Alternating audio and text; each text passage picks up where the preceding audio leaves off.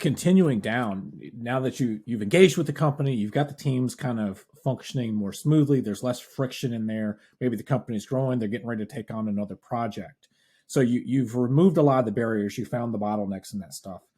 What's the best way for a company not to kind of fall back, that they keep those enhancements in place so they don't kind of backslide as they continue to grow and continue to bring on new people?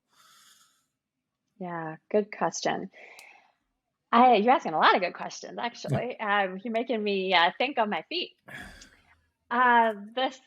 This notion, I would say, of flexibility. I'm going to go back to that agile and flexibility.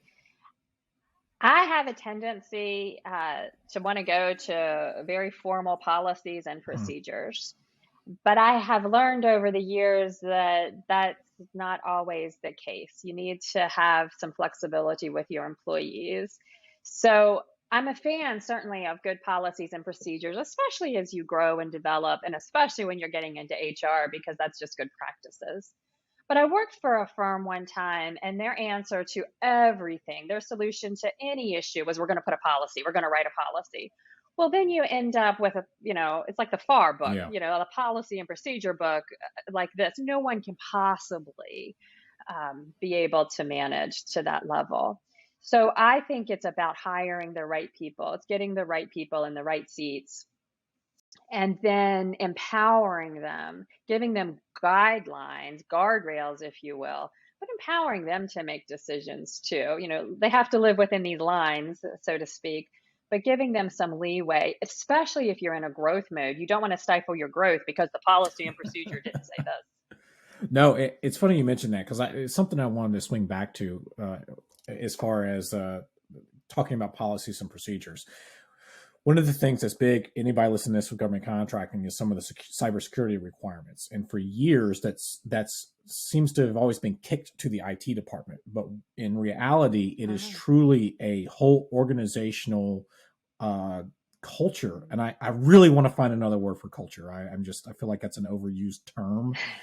But how hard is it when you've got to take, if you've had any thoughts, and obviously this is just something I'm springing on you now, but taking something that somebody has always identified as being, this is your role, this is your responsibility, but truly for like a program to work, it takes everybody in the organization to function on the same page within those same guidelines and principles. One break in the link can bring down the entire thing if the wrong thing is functions. Is there a way to kind of keep all the trains moving in the same direction, roughly at the same speed? Yeah, well, that scare tactic is always powerful when you don't want to be that person, right?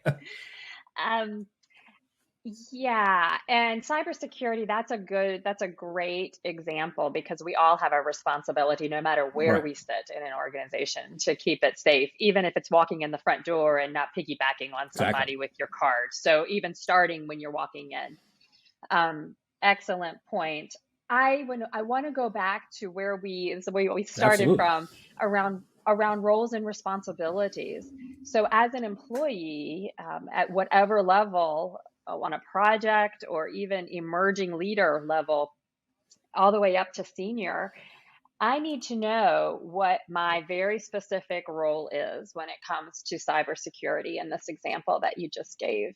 And I would say, even standing up a team, standing up a new project, that cybersecurity should be a component of it.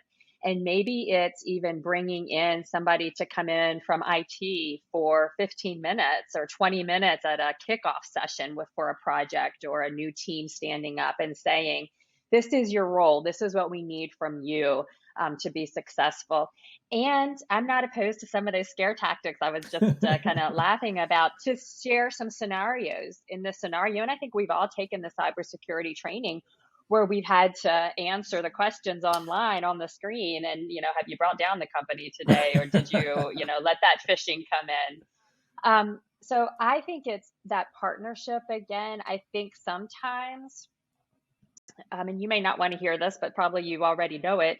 Cybersecurity is a misnomer out there. It's scary. We don't know really what to do with Yep. it. Around the conference room table, we know it's really important. We know we should be watching our emails when they come in. We know we need to watch our laptops when we're working on the train, all that kind of stuff. But when it comes down to the day-to-day project, and you're saying, hey, for it to be successful, everybody has to be part of it. I think it's being really explicit around, again, what those 5 things are I can do on this project to ensure that we are secure. And again, not making it harder than it has